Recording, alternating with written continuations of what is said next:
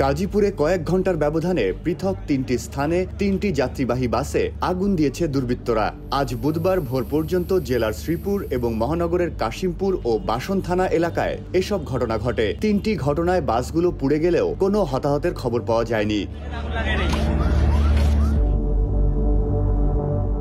Police ও fire service সূত্রে জানা গেছে, প্রথম ঘটনাটি ঘটে মঙ্গলবার রাত 11টার দিকে গাজীপুর মহানগরের চক্রবর্তী এলাকায় কালিয়াকৈর ও নবীনগর সড়কে জ্যোতি ফিলিং স্টেশনের সামনে রাস্তার পাশে দাঁড়ানো একটি বাসের নিচে এক মেকানিক মেরামতের কাজ করছিলেন। সে সময় মোটরসাইকেলে করে আসা দুই ব্যক্তি বাসটিতে আগুন দিয়ে পালিয়ে যায়। পরে আশপাশের লোকজন এসে আগুন নিভিয়ে ফেলে।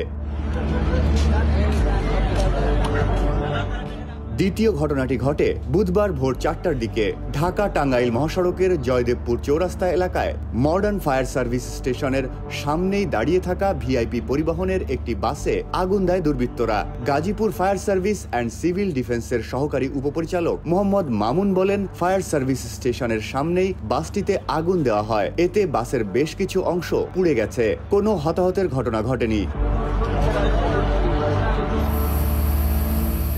সবশেষ ঘটনাটি ঘটে ভোর 4:45টার দিকে শ্রীপুর উপজেলার বেড়াইদের চালা এলাকায়। সেখানে পার্সোনাল ফিলিং স্টেশনের পাশে দাঁড় করিয়ে রাখা বনশ্রী পরিবহনের একটি বাসে আগুন দেওয়া হয়। বাসটি পুড়ে গেলেও এ ঘটনায় কেউ হতাহত হয়নি।